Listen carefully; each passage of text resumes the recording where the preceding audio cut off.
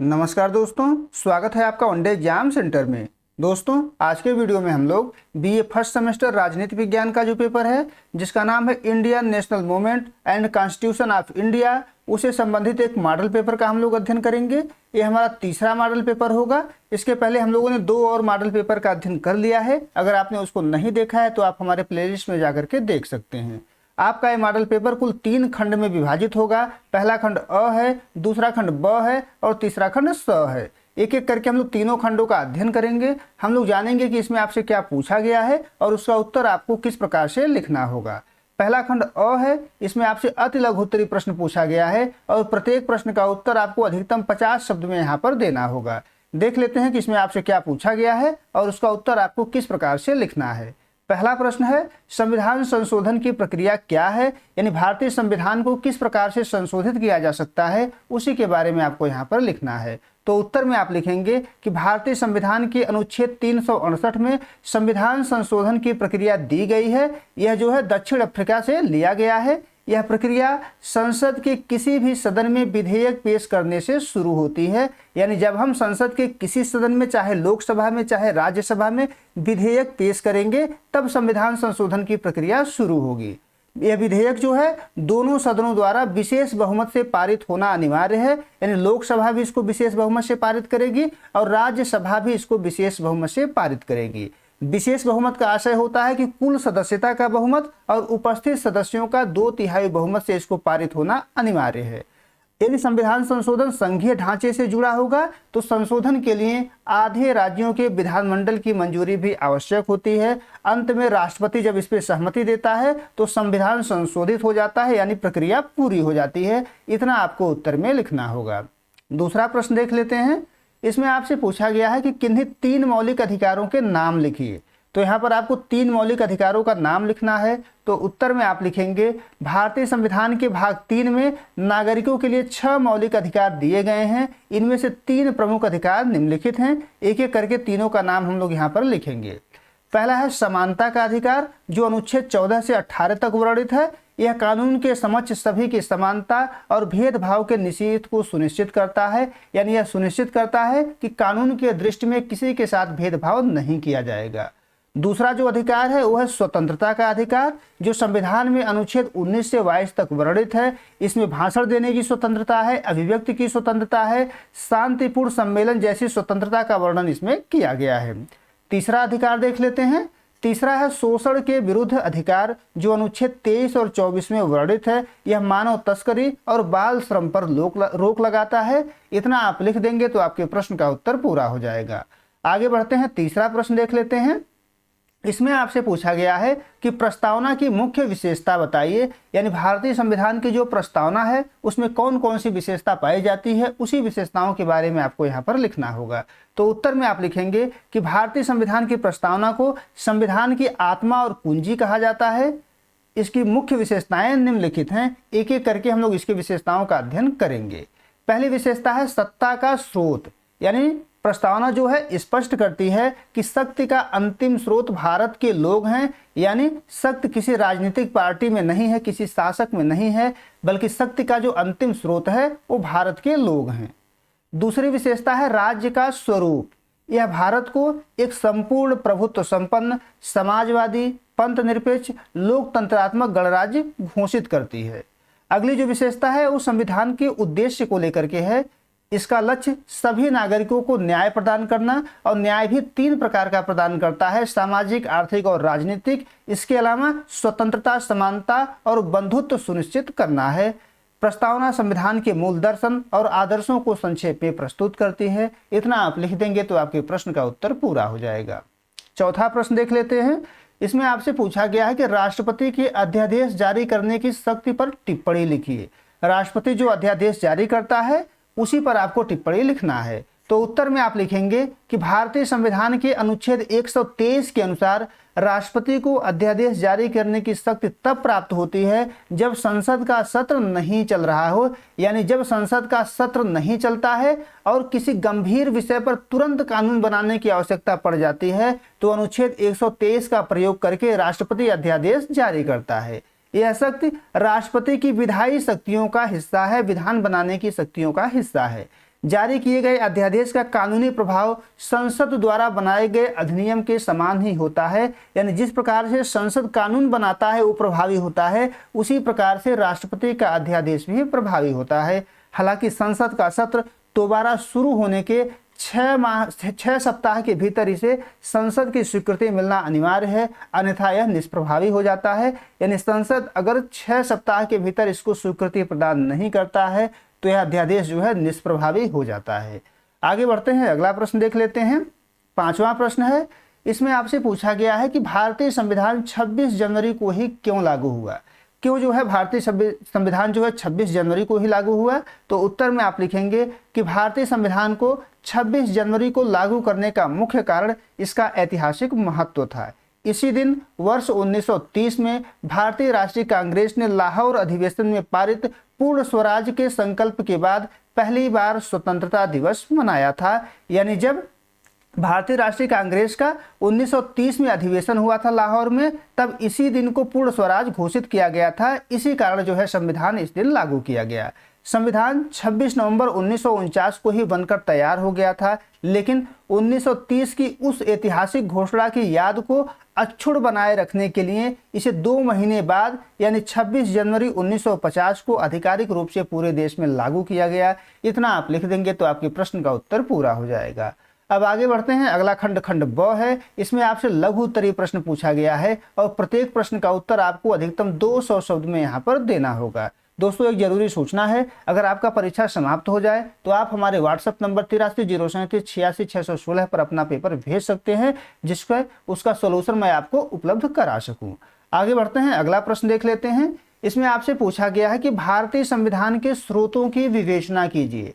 भारतीय संविधान के कौन कौन से स्रोत हैं, उन्हीं स्रोतों की विवेचना आपको करना है। तो उत्तर में आप लिखेंगे कि भारतीय संविधान के निर्माण में विश्व के कई देशों के संवैधानिक अनुभवों को आत्मसात किया गया है। Doctor B R. अम्बेडकर ने गर्व के साथ कहा था कि भारतीय संविधान का निर्माण दुनिया के विभिन्न संविधानों को छानने के बाद किया गया है। यानी इसका निर्माण जो है विभिन्न संविधानों के अध्ययन के बाद किया गया है। इसके मुख्य स्रोतों की विवेचना निम्नलिखित बिंदुओं में की जा सकती है। एक एक करके उसके स्रोतों का हम लोग अध्ययन यहाँ पर करेंगे।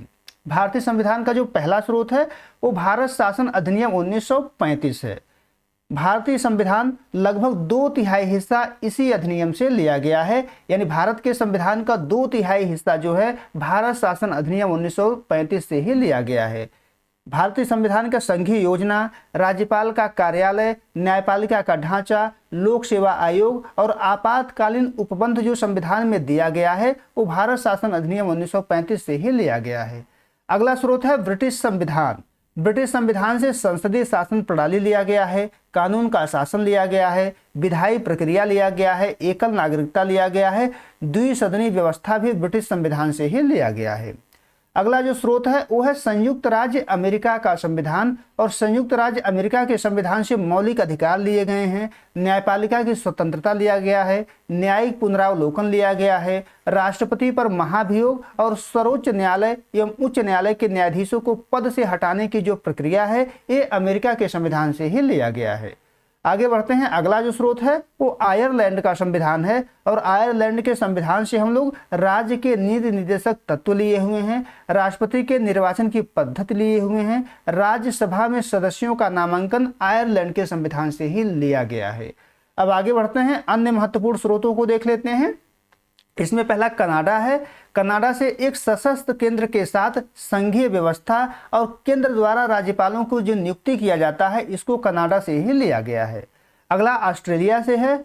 ऑस्ट्रेलिया से हम लोग समवर्ती सूची लिए हैं, और संसद के दोनों सदनों की जो संयुक्त बैठक होती है वो भी ऑस्ट्रेलिया के संविधान से ही लिया गया है। अगला है जर्मनी। जर्मनी के वाइमर संविधान से हम लोग आपातकाल के दौरान मौलिक अधिकारों का जो स्थगन हो जाता है उसको जर्मनी के वाइमर संविधान से ही लिया गया है। अगला है सोवियत संघ।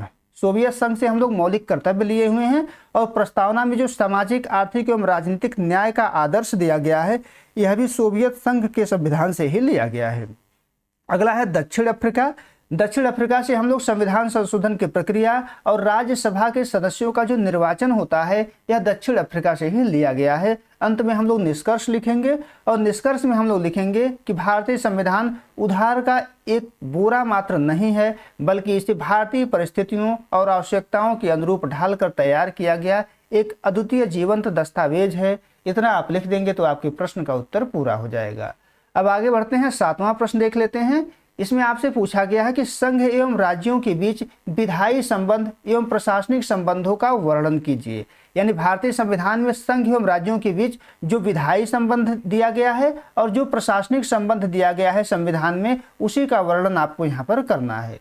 तो उत्तर में आप लिखेंगे कि भारतीय संविधान के भाग 11 के अनुच्छेद 245 से 263 में केंद्र और राज्यों के मध्य शक्तियों का विभाजन किया गया है। यह ढांचा सहकारी संघवाद पर आधारित है, जिसका उद्देश्य राष्ट्रीय एकता और क्षेत्रीय स्वायत्तता के बीच संतुलन बनाए रखना है। एक एक करके हम लोग दोनों संबंधों का अध्ययन यहाँ पर करेंगे। पहला है विधायी संबंध, और विधायी संबंध जो है हमारे संविधान में अनुच्छेद 245 से लेकर के 255 तक में दिया गया है। इसमें पहला है क्षेत्रीय विस्तार। इसका मतलब हुआ कि संसद पूरे देश के लिए और राज्य विधानमंडल केवल अपने राज्य के लिए कानून बना सकता है। यानी संसद को अधिकार है कि वो पूरे देश के लिए कानून बनाएगा और राज्य का जो विधानमंडल होगा वो अपने राज्य के लिए कानून बनाएगा। दूसरा है विषयों का वितरण, यानी संघ और राज्यों के बीच विषयों का वितरण किया गया है। 7वीं अनुसूची में विषयों का वितरण किया गया है। संघ सूची केंद्र को प्रदान किया गया है, केंद्र इस पर कानून बना सकता है। जो राज्य सूची है वो राज्यों को दिया गया है, राज्य इस पर कानून बना सकता है। जो समवर्ती सूची है उस पर दोनों कानून बना सकते हैं, इस पर राज्य भी कानून बना सकता है और केंद्र भी इस पर कानून बना सकता है। लेकिन समवर्ती सूची पर अगर दोनों कानून बनाते हैं और दोनों में विवाद की स्थिति उत्पन्न होती है तो इस स्थिति में जो केंद्र का कानून होगा वही प्रभावी होता है और अवशिष्ट शक्तियां भी संसद के पास ही रहती हैं, केंद्र के पास ही सुरक्षित रहती हैं। आगे बढ़ते हैं। अगला जो संबंध हमको देखना है वो है प्रशासनिक संबंध, और प्रशासनिक संबंध का वर्णन हमारे संविधान में अनुच्छेद 256 से लेकर के 263 में किया गया है। इसमें है पहला कार्यकारी निर्देश। केंद्र राज्यों को अपने कानूनों के अनुपालन हेतु आवश्यक निर्देश दे सकता है। यानी केंद्र यह निर्देश दे सकता है राज्यों को कि आप हमारे कानूनों का कड़ाई से पालन कीजिए। दूसरा है अखिल भारतीय सेवाएं। इसमें आईएएस और आईपीएस जैसी सेवाओं के माध्यम से केंद्र राज्यों के प्रशासन पर नियंत्रण और समन्वय रखता है। अगला है अंतरराज्यीय परिषद। विवादों के समाधान और सहयोग के लिए अनुच्छेद 263 के तहत राष्ट्रपति अंतरराज्यीय परिषद का गठन कर सकता है और इसमें राज्यों की भी भागीदारी सुनिश्चित की जाती है। अंत में हम लोग निष्कर्ष लिखेंगे और निष्कर्ष में हम लोग लिखेंगे कि भारतीय संघीय व्यवस्था में राज्यों को स्वायत्तता दी गई है, लेकिन राष्ट्रीय हितों की सुरक्षा हेतु केंद्र को अधिक शक्तिशाली बनाया गया है। यह व्यवस्था देश की अखंडता और सुचारू शासन के लिए अनिवार्य है। इतना आप लिख देंगे तो आपके प्रश्न का उत्तर पूरा हो जाएगा। अब आगे बढ़ते हैं, 8वां प्रश्न देख लेते हैं। इसमें आपसे पूछा गया है कि राज्यपाल के शक्तियों एवं भूमिका की विवेचना कीजिए। यानी राज्यपाल की कौन कौन सी शक्तियां होती हैं, राज्यपाल की उन्हीं शक्तियों के बारे में आपको यहाँ पर लिखना है। तो उत्तर में आप लिखेंगे कि संविधान के भाग 6 के अनुच्छेद 153 से लेकर के 162 तक राज्यपाल के पद और शक्तियों का वर्णन किया गया है।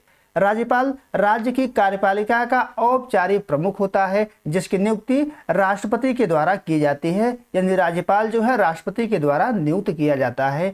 वह राज्य प्रशासन और केंद्र के बीच एक महत्वपूर्ण कड़ी के रूप में कार्य करता है।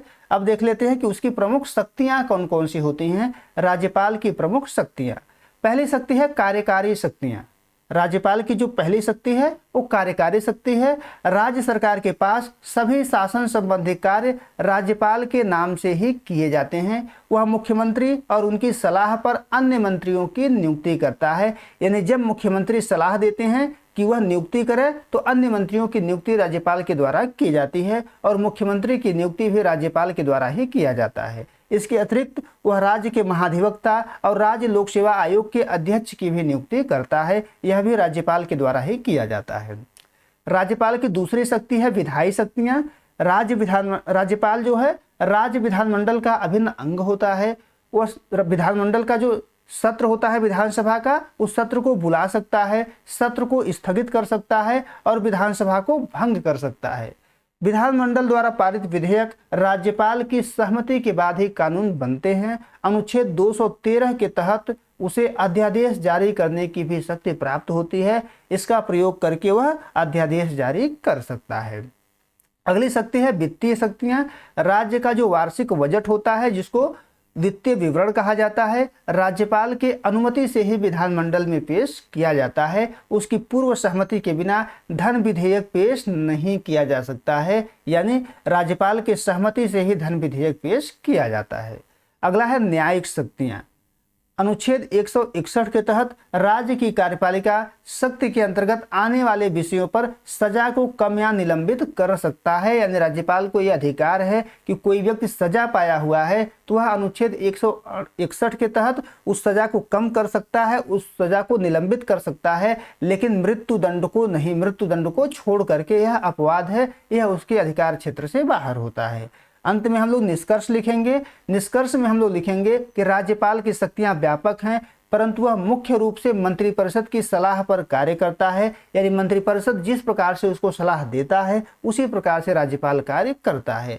हालांकि विशेष परिस्थितियों में उसकी विवेकाधीन शक्तियां उसे एक स्वतंत्र निर्णायक की भूमिका में खड़ा करती हैं, जो राज्य की स्थिरता और संवैधानिक मर्यादा बनाए रखने के लिए आवश्यक है। इतना आप लिख देंगे तो आपके प्रश्न का उत्तर पूरा हो जाएगा।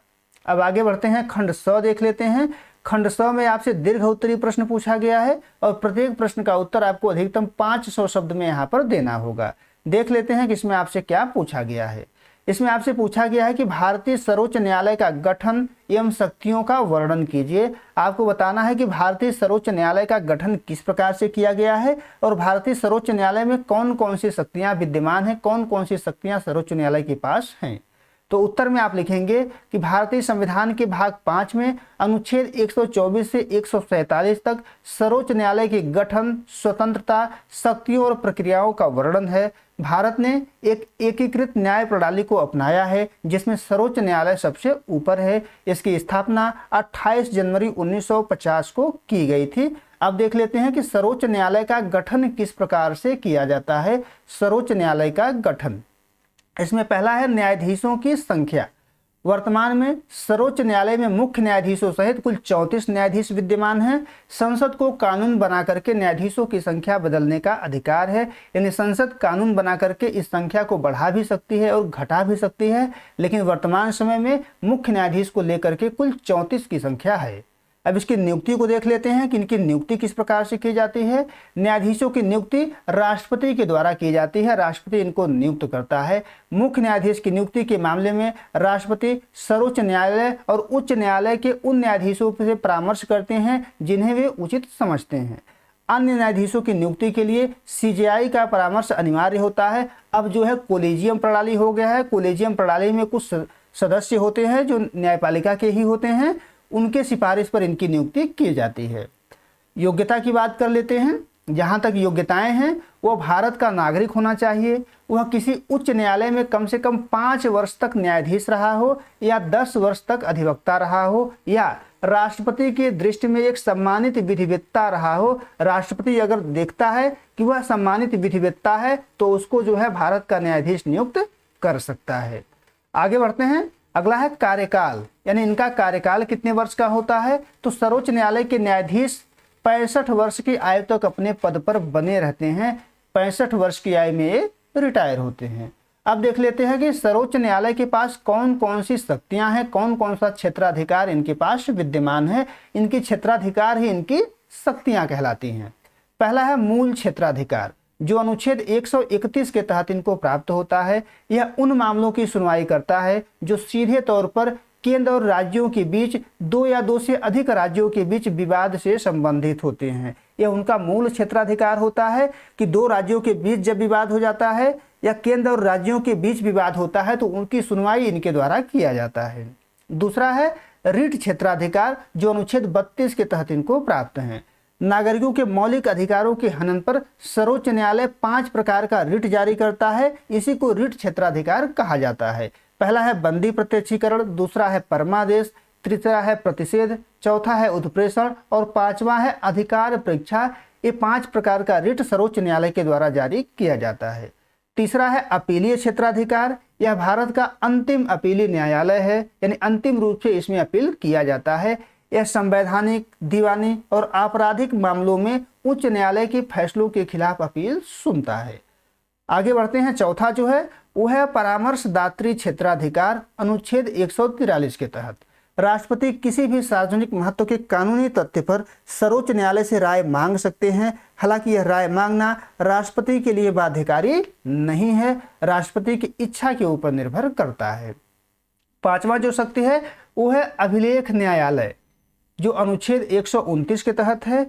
इसके निर्णय और कार्यवाही को भविष्य के संदर्भों के लिए रिकॉर्ड के रूप में रखा जाएगा, अभिलेख के रूप में रखा जाएगा। इसके पास अपनी अवमानना के लिए दंड देने की शक्ति होती है। अगर आप इसके निर्णय को नहीं मानते हैं तो सर्वोच्च न्यायालय के पास यह अधिकार होता है कि वह आपको दंडित कर सकता है।